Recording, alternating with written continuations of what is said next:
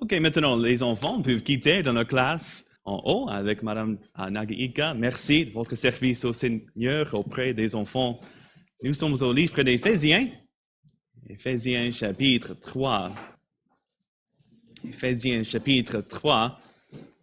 Nous sommes au milieu de notre série La nouvelle vie en Jésus-Christ dans le livre d'Éphésiens.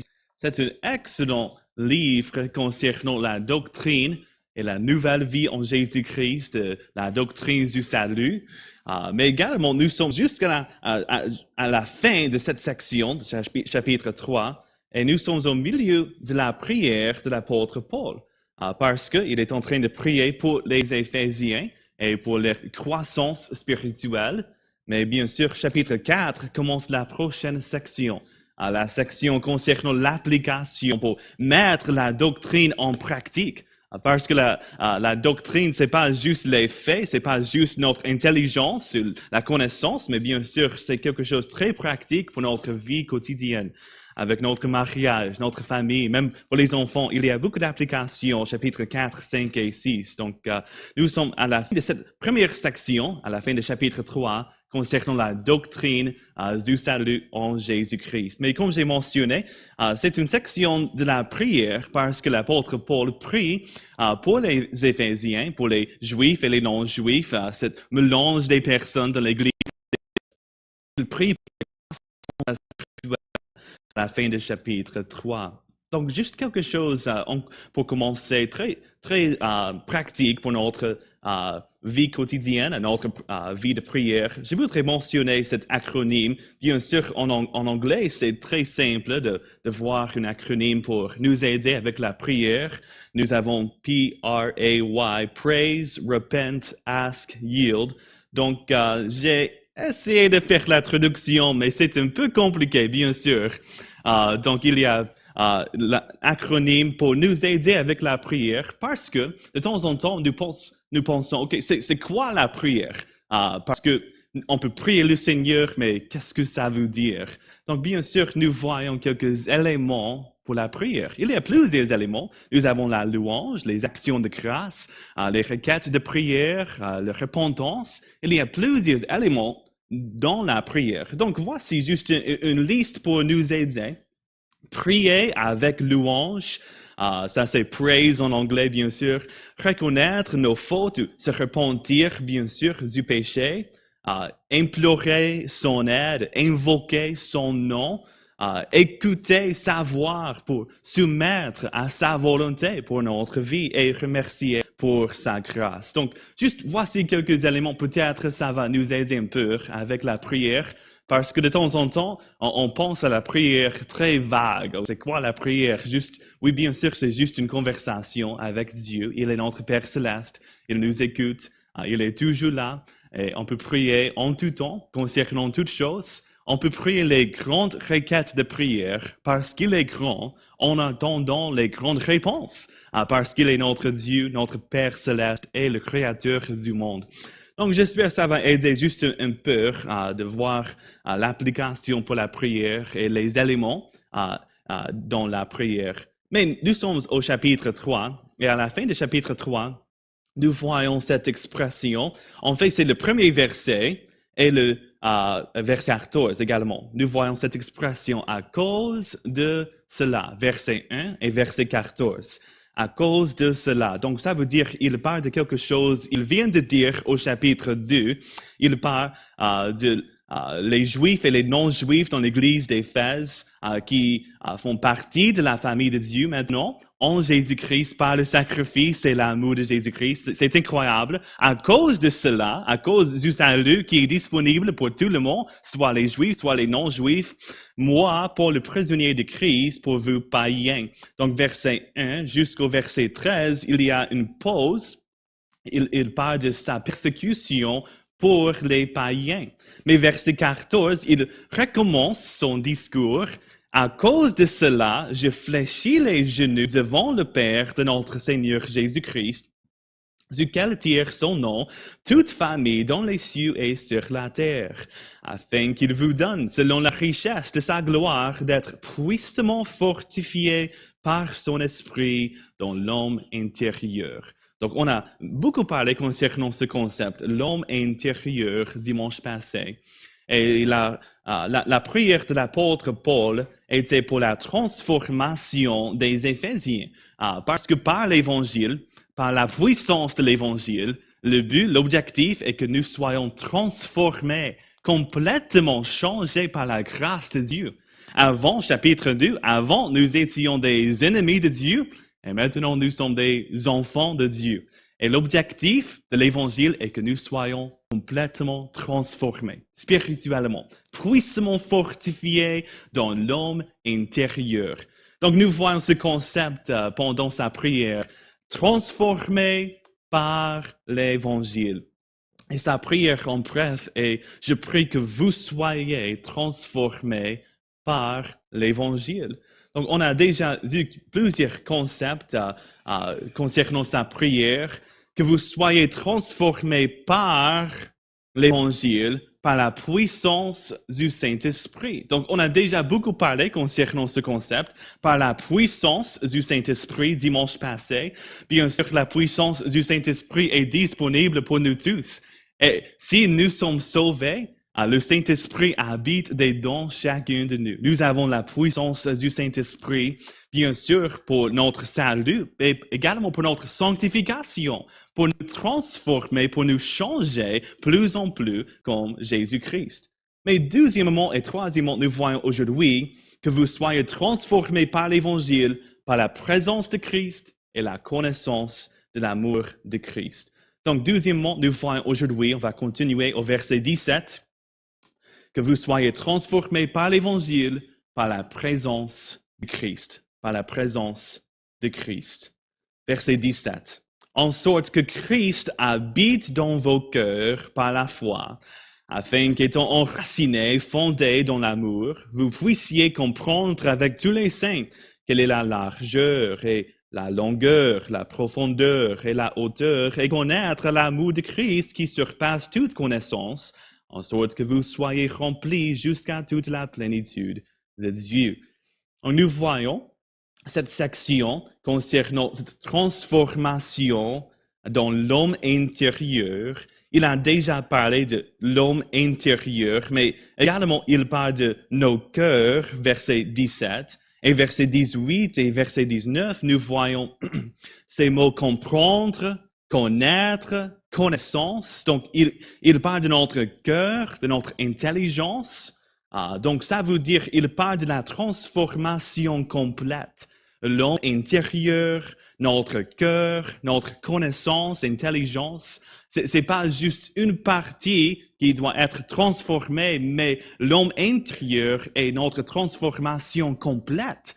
Il parle de notre sanctification, le processus de devenir plus en plus comme Jésus-Christ. L'homme intérieur, notre cœur et notre connaissance. Également, ça c'est la requête de prière, que nous soyons transformés par l'Évangile. Et cela est possible par la présence de Jésus-Christ. Bien sûr, le Saint-Esprit habite dedans chacun de nous. Mais également, Jésus-Christ habite dedans. Nous voyons ce mot ici, verset 17, en sorte que Christ habite dans vos cœurs. Que Christ habite dans vos cœurs par la foi. Donc, cette expression que Christ habite, cela indique permanence et gouvernance. Ça veut dire qu'il est là pour toujours, mais également il est en charge de notre cœur. Il est en charge de notre vie. Il est chef. Bien sûr, nous comprenons ce concept. Jésus-Christ est le chef de cette Église, mais il doit être le chef de notre vie personnelle. Il doit être le chef de ma vie. Oui, bien sûr, je suis pasteur, mais en même temps, Jésus-Christ est mon chef. Jésus-Christ habite dedans et il est en charge de ma vie. Donc, je dois me soumettre à Jésus-Christ, bien sûr. C'est intéressant lorsqu'on pense à ce mot habiter, nous pensons à notre maison, notre appartement peut-être, à notre duplex. Il y a bien sûr un endroit, une demeure, un lieu pour dormir pendant la nuit.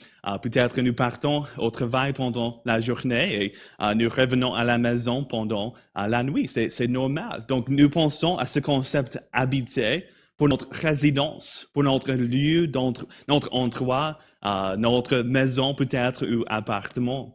Mais c'est intéressant parce que Jésus-Christ habite avec nous. Donc ça veut dire il est notre, avec tout respect, il est notre colocataire. Il habite avec nous. Il est avec nous tout le temps, bien sûr, en permanence. Au moment du salut, jusqu'à la fin, il est toujours avec nous. Et gloire à Dieu pour cela. Mais ça veut dire également, ce mot est habité indique, il est en charge, il est le chef.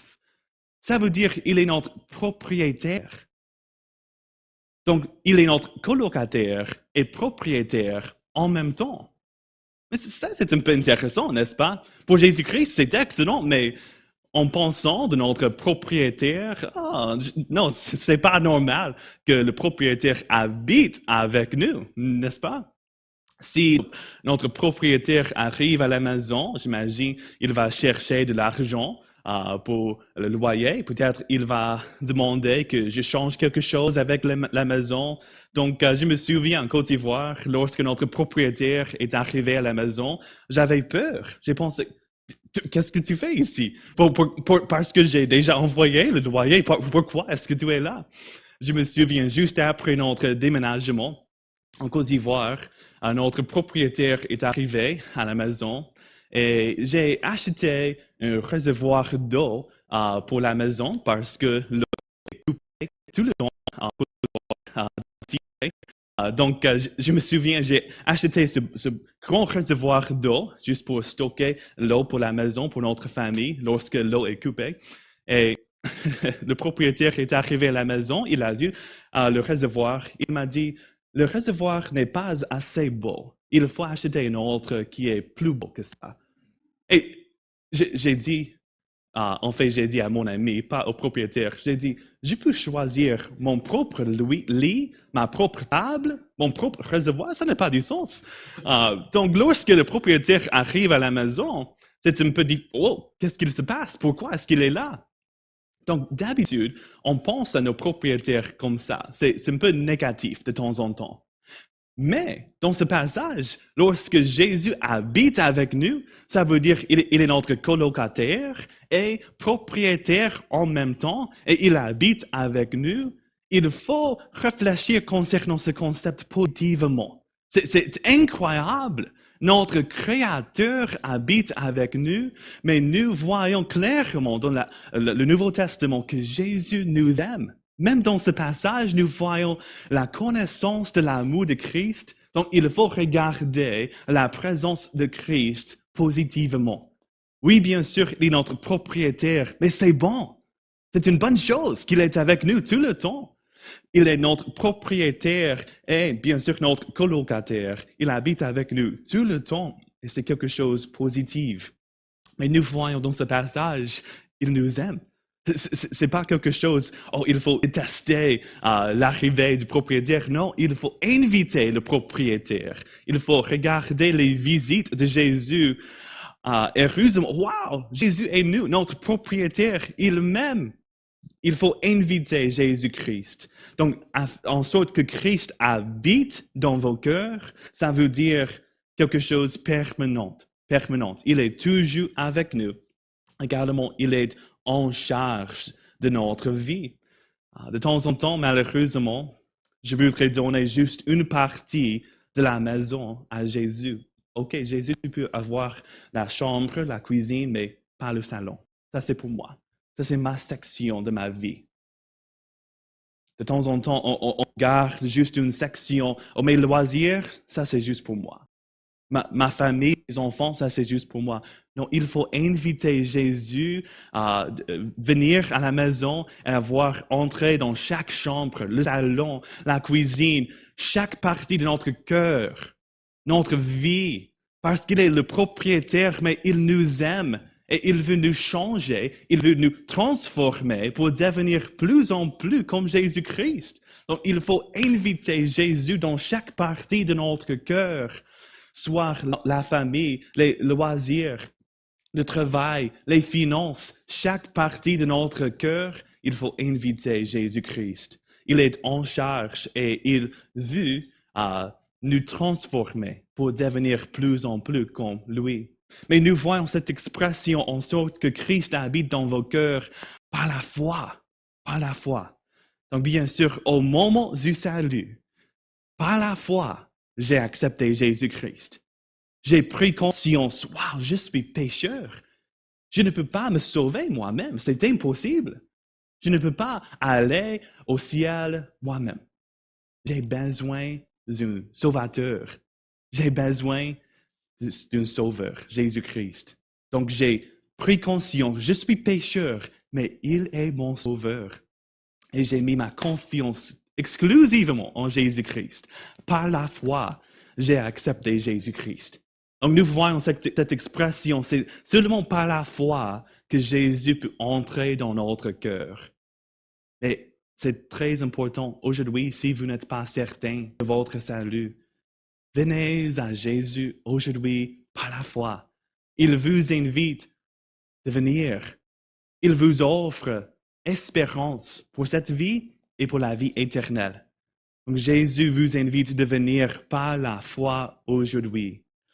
Mais Paul prie pour les chrétiens, pour les Éphésiens dans la ville d'Éphèse, l'église à Éphèse. Il prie pour leur transformation spirituelle, que vous soyez transformés par l'Évangile, par la présence de Christ. Et cette expression que Christ habite, cela indique permanence et gouvernance. Il est en charge. Également, cette expression nous motive à vivre transformés par l'Évangile et touchés par son amour. Parce que si Jésus est avec nous, ça veut dire qu'il y a une certaine motivation, n'est-ce pas? De vivre comme Jésus-Christ, de vivre pur, saint, séparé du péché. Parce que Jésus est saint, il est pur, il est séparé du péché. Et si Jésus est avec moi, et il est, je voudrais vivre avec une certaine motivation de vivre pur pour Jésus. Également, nous sommes touchés par son amour, parce qu'il est toujours avec nous. S'il habite avec nous en tant que chrétien, il habite avec nous. Et si c'est le cas, nous sommes touchés par son amour. C'est évident dans ce passage. Donc c'est incroyable. Nous sommes transformés par la présence de Christ. Bien sûr, on a déjà vu dimanche passé par la puissance du Saint-Esprit. Et troisièmement, par la connaissance de l'amour de Christ. Nous sommes transformés par la connaissance de l'amour de Christ. Ce mot amour ici, peut-être vous connaissez le mot, en grec c'est le mot agapé. Agapé, c'est l'amour inconditionnel, sans rien attendre en retour. Cela est difficile, n'est-ce pas? De démontrer l'amour sans rien attendre en retour. C'est un amour inconditionnel. Bien sûr, c'est l'amour que je dois démontrer envers mon épouse, mais également envers les autres, et bien sûr en suivant l'exemple de Jésus, parce qu'il m'aime avec un certain amour inconditionnel. Ça, c'est le mot ici. Romains chapitre 5, verset 8, juste pour comprendre l'amour de Christ. Ce verset nous dit, mais Dieu prouve son amour envers nous, en ce que lorsque nous étions encore des pécheurs, Christ est mort pour nous. Lorsque nous étions encore des pécheurs. Chapitre 2 d'Éphésiens, nous voyons avant, nous étions des ennemis de Dieu, encore des pécheurs dans le passé. À ce moment-là, Christ est mort pour nous. La grammaire indique, Romains chapitre 5, verset 8, c'était en même temps. Lorsque nous étions des pécheurs, en même temps, Christ est mort pour nous. Ça veut dire, c'est un amour inconditionnel, sans rien attendre en retour. 1 Jean chapitre 4, verset 19 nous dit, pour nous, nous l'aimons, Jésus, parce qu'il nous a aimés le premier. Voici l'amour de Christ envers chacun de nous. Et en réponse, je voudrais aimer le Seigneur et les autres. Et nous voyons bien sûr plusieurs descriptions de l'amour. 1 Corinthiens, chapitre 13, par exemple. Il y a une grande liste de l'amour, le vrai amour, qui est disponible en Jésus-Christ. Je voudrais suivre l'exemple de Jésus-Christ en aimant les autres et même le Seigneur lui-même. Mais dans ce passage, il habite dans nos cœurs et nous voyons ces deux mots afin que nous puissions comprendre son amour. Donc ça veut dire avec ce résultat ou pour cet objectif. Il habite avec nous afin que nous puissions comprendre son amour. Je pense de temps en temps, nous pensons à Jésus comme notre juge. Bien sûr, il est notre juge, surtout à l'avenir, mais également, il est notre sauveur. Il nous aime. Bien sûr, sa présence nous motive à vivre pur, mais en même temps, sa présence nous touche de son amour. C'est incroyable. Il habite dans nos cœurs afin que nous puissions comprendre son amour, avec ce résultat pour cet objectif. Et nous voyons quelques expressions. Premièrement, enraciné dans son amour. Enraciné. C'est un mot intéressant, verset 17, verset 8. Afin qu'étant enraciné et fondé dans l'amour, vous puissiez comprendre avec tous les saints quelle est la largeur, la longueur, la profondeur et la hauteur, et connaître l'amour de Christ qui surpasse toute connaissance. Enraciné. Enraciné dans l'amour. Cette illustration comme une plante, des fleurs dans la bonne terre. Donc ça veut dire pour la plante de grandir, il faut avoir la bonne terre, le bon sol. C'est très important. Mais pour être transformé par l'Évangile, je dois être dans la bonne terre, l'amour de Christ. Donc le plus que je comprends concernant l'amour de Christ, le plus que je vais grandir, croître dans ma vie chrétienne. Bien sûr, c'est difficile. Mais je comprends personnellement, le plus que j'étudie, le plus que je lis concernant Jésus et son amour, je grandis plus en plus dans ma foi chrétienne, ma marche chrétienne avec le Seigneur, enraciné dans son amour, comme une plante dans la bonne terre. Mais deuxièmement, nous voyons l'expression fondée dans son amour. C'est une autre illustration, comme un bâtiment avec une bonne fondation. Ça, c'est très important, n'est-ce pas? L'autre jour, il y avait de la construction dans la route ici. Et pendant la construction, c'était comme quelques tremblements de terre ici dans le bâtiment. Mais je suis reconnaissant pour une bonne fondation pour ce bâtiment, parce que le bâtiment est toujours là, n'est-ce pas? Et je suis reconnaissant pour cela. Mais en tant que chrétien, il faut avoir une bonne fondation. C'est l'amour de Jésus-Christ. La présence de Christ, sa parole.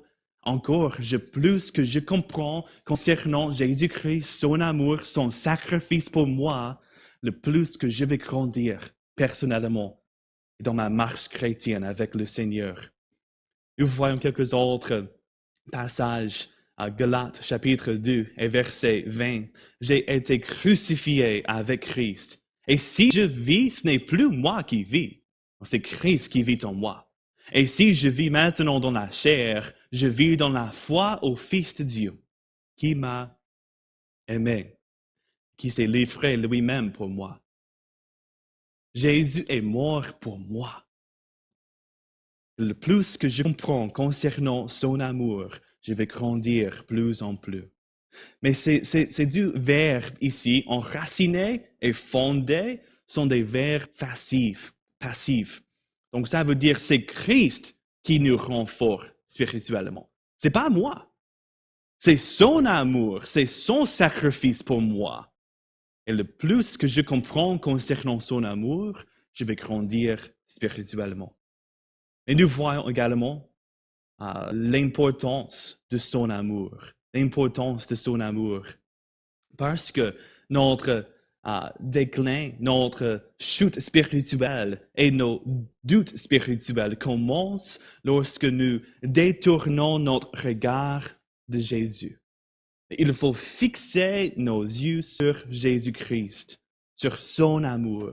Il faut avoir une connaissance de son amour parce que cela est essentiel pour notre croissance spirituelle. Donc, si vous voulez grandir spirituellement, il faut regarder la personne de Jésus-Christ et l'amour de Jésus-Christ. Fixer nos yeux sur lui exclusivement. C'est intéressant pour moi parce que le livre d'Éphésiens a été écrit par l'apôtre Paul vers l'année 60. Mais le livre d'Apocalypse est écrit par l'apôtre Jean vers l'année 90, donc 30 ans après cette lettre, n'est-ce pas? Donc, dans ce passage, l'apôtre Paul parle beaucoup concernant l'amour de Christ et la nécessité de comprendre, de connaître l'amour de Christ, n'est-ce pas? Mais voici Apocalypse, chapitre 2. Apocalypse chapitre 2, 30 ans après la lettre d'Éphésiens. 30 ans après, nous voyons cette lettre, le livre d'Apocalypse, chapitre 2. L'apôtre Jean a écrit quelques messages aux 7 églises. Chapitre 2, nous voyons une lettre de Jésus-Christ à l'église d'Éphèse. Chapitre 2, Apocalypse. Écrit à l'ange d'église, quelle ville? D'Éphèse. C'est la même église. Voici ce que dit celui qui tient les 7 étoiles dans sa main droite. Celui qui marche au milieu des 7 chandeliers d'or. Verset 2. Je connais tes œuvres. Il parle singulier ici parce qu'il parle à l'église entière. Je connais tes œuvres, ton travail, ta persévérance. Donc, il parle ici, ok, excellent, bon travail, tu as bien fait avec quelque chose. Mais verset 4, voici les paroles de Jésus-Christ à l'église d'Éphèse, 30 ans après le livre d'Éphésiens. Verset 4. Mais ce que j'ai contre toi, c'est que tu as abandonné ton premier amour. Souviens-toi donc d'où tu es tombé. Repends-toi et pratique tes premières œuvres. Son premier amour. Il parle de leur amour pour Jésus. Leur premier amour était pour leur Sauveur. Et 30 ans avant, l'apôtre Paul a bien écrit une lettre, la lettre d'Éphésiens, en expliquant l'amour de Jésus-Christ et la nécessité de connaître l'amour de Christ pour la croissance spirituelle. Et malheureusement, ils ont oublié, n'est-ce pas? Tu as abandonné ton premier amour. L'église d'Éphèse était une belle église, une excellente église, avec les bonnes œuvres, j'imagine, avec les bons ministères, peut-être un ministère pour les adolescents, peut-être un ministère pour les enfants, un ministère d'évangélisation. Ils ont bien fait, mais également, il a dit, malheureusement, tu as abandonné ton premier amour. Donc, on peut faire beaucoup de choses pour le Seigneur. La chose la plus importante est notre amour pour Jésus-Christ. Bien sûr, je veux avoir un ministère des ados auprès des enfants. Chaque groupe des personnes, bien sûr, je voudrais avoir des conférences des hommes, des jeunes adultes, la conférence missionnaire. Il n'y a pas de problème avec ces activités. C'est une excellente chose pour notre ministère. Mais ce qui est plus important est notre amour pour le Seigneur. Il faut continuer dans notre amour pour le Seigneur et marcher avec le Seigneur fidèlement. Tu as abandonné ton premier amour. J'espère pour l'Église baptiste centrale de Laval, on peut rester fidèle et continuer dans l'amour de Jésus-Christ. Pas juste pour ton temps, mais pour toujours, jusqu'à la fin, jusqu'au retour de Jésus-Christ. Je voudrais connaître son amour et grandir dans ma foi Et en tant qu'une église locale, je voudrais ensemble grandir et croître dans notre marche chrétienne et notre foi et relation avec le Seigneur. Donc voici dans ce passage l'importance de son amour. C'est très important. Mais même aujourd'hui, peut-être on a abandonné notre premier amour. Mais Jésus nous invite de venir, de revenir. Jésus nous offre son espérance, sa vie et sa vie éternelle. Donc, bien sûr, peut-être vous n'êtes pas certain de votre salut aujourd'hui. On peut revenir à Jésus par la foi. Mais en tant que chrétien, peut-être on a abandonné notre premier amour. Il faut revenir à Jésus. Il nous offre une relation et la vie avec abondance, même aujourd'hui. Mais à la fin de cette section, Éphésiens chapitre 3, nous voyons la grandeur de son amour. Et nous voyons 4 dimensions de son amour. D'habitude, nous parlons de quoi? 3 dimensions, n'est-ce pas? Mais il parle de la largeur, la longueur, la profondeur et la hauteur. J'ai fait une petite recherche pour ce terme 4 dimensions parce que c'est un peu bizarre pour nous en tant qu'humains. Et voici, en ligne, j'ai trouvé cette citation. Le terme 4 dimensions est principalement référence à l'espace à 4 dimensions, un concept mathématique qui étend les 3 dimensions qui nous sont familières, longueur, largeur, hauteur. Et une 4e dimension perpendiculaire. Voici cette expression qui n'est pas directement perceptible à l'être humain. Donc ça veut dire, ça c'est un peu difficile, c'est quelque chose qui surpasse toute connaissance. Donc nous voyons dans ce passage qui n'est pas directement perceptible par l'être humain. C'est quelque chose qui surpasse toute connaissance. Par exemple, l'amour de Jésus-Christ.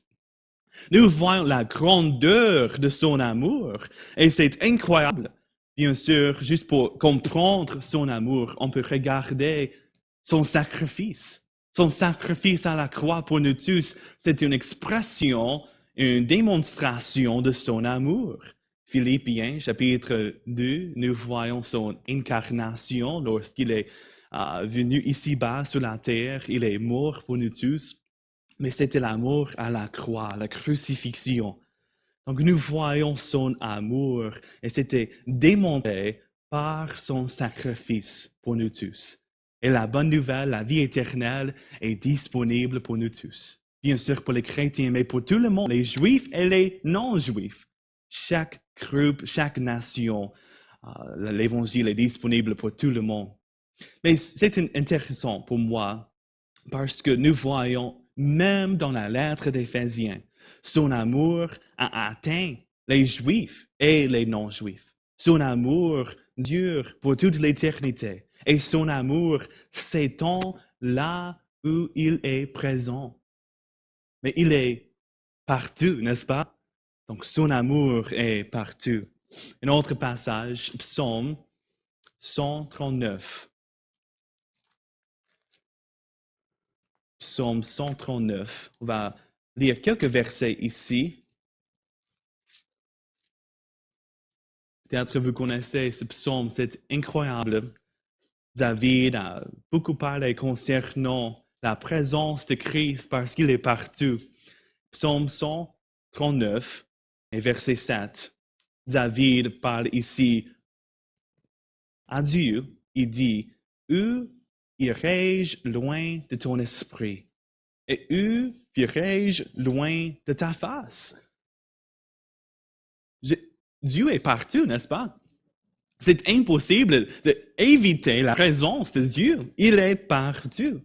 Bien sûr, verset 8, « Si je monte aux cieux, tu es. Si je me couche au séjour des morts, et voilà. Si je prends les ailes de l'aurore et que j'ai habité à l'extrémité de la mer, là aussi ta main me conduira et ta droite me saisira.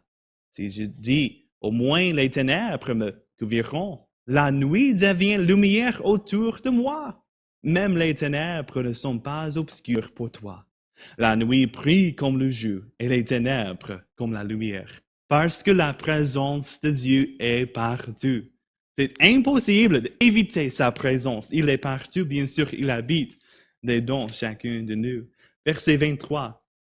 Voici sa réponse. Parce que Dieu est partout, il vient de voir la grandeur de son amour et de sa présence. Il dit, verset 23, sonde-moi, ô Dieu, et connais mon cœur, éprouve-moi, et connais mes pensées. Bien sûr, dimanche passé, on a fini le culte avec ce cantique, sonde-moi, parce que avec cette perspective, même la prière de l'apôtre Paul pour nous concerne notre transformation par l'Évangile. Et il parle de notre croissance spirituelle. Et lorsque je vois sa présence, lorsque je vois son amour pour moi, ma réponse, sonde-moi. Je voudrais vivre pur, saint, séparé du péché, le plus que je comprends concernant Jésus-Christ. Bien sûr, il y a un lien entre l'amour de Christ, ma connaissance de son amour, ma croissance spirituelle. Le plus que je comprends concernant Jésus et son amour, je vais continuer de grandir plus en plus. Mais nous voyons verset 20, la louange de sa prière, la conclusion de sa prière à la fin de chapitre 3. C'est la fin de cette section. Pendant les derniers quelques mois, on a bien étudié chapitres 1, 2 et 3 concernant la doctrine du salut. Avant, nous étions des pécheurs, des ennemis de Dieu. Et maintenant, nous sommes des pécheurs, mais des enfants de Dieu. Nous sommes ses enfants. Nous avons cette relation, nous sommes réconciliés à Dieu et aux autres par le sacrifice de Jésus-Christ. Et à la fin de cette section, il est débordé avec ses louanges et il dit, verset 20, « Or, à celui qui peut faire, par la puissance qui agit en nous, infiniment au-delà de tout ce que nous demandons ou pensons, à lui soit la gloire dans l'Église et en Jésus-Christ, dans toutes les générations, au siècle des siècles. Amen. » Voici cette louange pour le Seigneur à cause de ce qu'il a fait pour nous, son sacrifice, son amour. Et lorsque je comprends son amour, son sacrifice pour moi personnellement, créateur de l'univers, il a envoyé son Fils unique, il est mort pour moi. Ma réponse, bien sûr, sonde moi. Mais également, je vais louer l'Éternel pour ce qu'il a fait pour moi personnellement. Nous voyons la louange de sa prière. Il y a 4 sections. Premièrement, une réflexion sur Christ lui-même. C'est très important. Fixer nos yeux sur Jésus-Christ. Également, une réflexion sur sa puissance. À celui qui peut faire par sa puissance au-delà de tout ce que nous demandons. Nous voyons sa puissance, n'est-ce pas? Il est tout puissant, il est capable de répondre à nos prières, malgré la situation. Il est présent, il est tout puissant et il est bien capable. Troisièmement, une réflexion sur son œuvre. C'est par sa puissance qu'il agit en nous. Et ce mot indique quelque chose de passif. Il travaille à notre sanctification, à notre croissance spirituelle. Philippiens chapitre 1 et verset 6, « Je suis persuadé que celui qui a commencé en vous cette bonne œuvre la rendra parfaite pour le jour de Jésus-Christ. » Donc ça veut dire, il va continuer son œuvre dans mon cœur. La transformation, la croissance spirituelle, il va la continuer. Mais moi, personnellement, je dois simplement coopérer avec le Saint-Esprit. Je dois simplement comprendre, connaître l'amour de Christ. Bien sûr, c'est très important. Le Saint-Esprit va continuer son œuvre, mais je dois coopérer avec lui.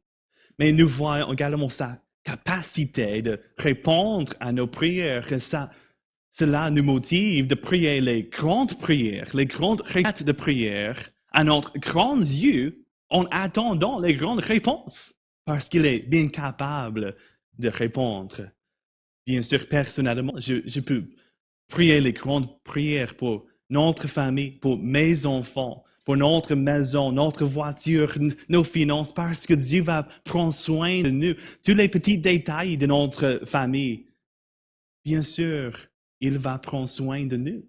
Mais également, collectivement, on peut prier les grandes prières pour un nouveau bâtiment, pour les âmes perdues, pour les choses comme ça. On peut prier pour les autres, pour les croissants spirituels. On peut prier les grandes prières et nous voir sa capacité de répondre à nos prières parce qu'il est tout-puissant.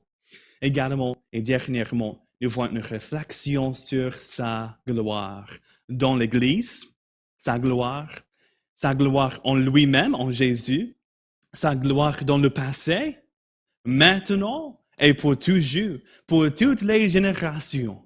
Il est pour toujours, il existe pour toujours. Et il est digne de toute gloire et adoration. C'est incroyable, n'est-ce pas? Quelle conclusion à cette première section d'Éphésiens. Après avoir vu tous les détails de l'Évangile et de son plan de nous transformer, il répond avec ses louanges. Or, à celui qui peut faire, par la puissance qui agit en nous, infiniment au-delà de tout ce que nous demandons ou pensons, à lui soit la gloire, dans l'Église et en Jésus-Christ, dans toutes les générations, au siècle des siècles. Amen. Donc voici cette prière de l'apôtre Paul. C'était pour notre croissance spirituelle. Nous allons prier pour vous, pour vous-même, pour votre croissance spirituelle. Également de prier pour les autres, pour leur croissance spirituelle, afin que nous soyons tous transformés par l'Évangile. Peut-être vous pensez, je suis déjà transformé, je suis sauvé. Oui, c'est vrai, nous sommes sauvés. Mais nous avons ce processus qui s'appelle la sanctification. C'est un processus de transformation. Nous sommes toujours des pécheurs. Et pendant ce processus, en comprenant l'amour de Christ, en marchant avec le Seigneur, on peut devenir plus en plus comme Jésus-Christ jusqu'au retour de Jésus-Christ. Bien sûr, nous sommes toujours sauvés par la grâce de Dieu si nous avons déjà accepté Jésus-Christ. Mais il y a un processus pour grandir, pour croître dans notre foi et notre marche chrétienne. Donc, je vous encourage de prier pour notre croissance spirituelle et prier spécifiquement pour une bonne connaissance de l'amour de Christ. Pour moi, personnellement, je voudrais connaître plus en plus de son amour. C'est pas facile de comprendre son amour. Mais je voudrais lire sa parole. Bien sûr, venir à l'église et entendre la prédication, je voudrais connaître plus en plus concernant l'amour de Jésus-Christ. Également, je voudrais répondre avec les louanges, comme l'apôtre Paul, et louer le Seigneur pour son amour, pour sa puissance, et juste pour le privilège de prier. C'est incroyable. Donc, je vous encourage de prendre quelques minutes maintenant, de prier le Seigneur pour nous aider de grandir dans notre foi. La pianiste vient au piano, elle va jouer au piano pendant quelques minutes. Et pendant ce moment, en silence, je vous encourage de prier le Seigneur, de répondre, bien sûr, avec un désir de grandir dans la foi, une prière pour les autres, pour les croissances spirituelles, mais également juste un désir de connaître son amour. Et si aujourd'hui vous n'êtes pas certain de votre salut, que vous avez vraiment accepté Jésus-Christ par la foi, je vous encourage, venez à Jésus aujourd'hui. Je suis prêt, ma femme est prête. Quelqu'un ici, on peut vous aider et vous diriger dans la parole de Dieu. Comment vous pouvez accepter Jésus-Christ aujourd'hui? Et pendant ce moment, je vous encourage de prier le Seigneur en silence.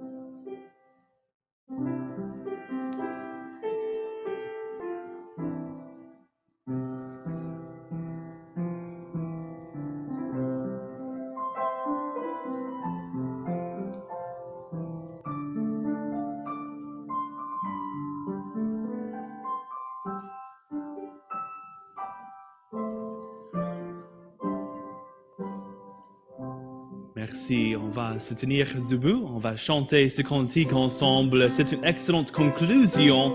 Chapitre 3. Par tous les saints glorifiés. Pendant le refrain, il y a un écho. Vous pouvez m'aider avec cela. Par tous les saints glorifiés.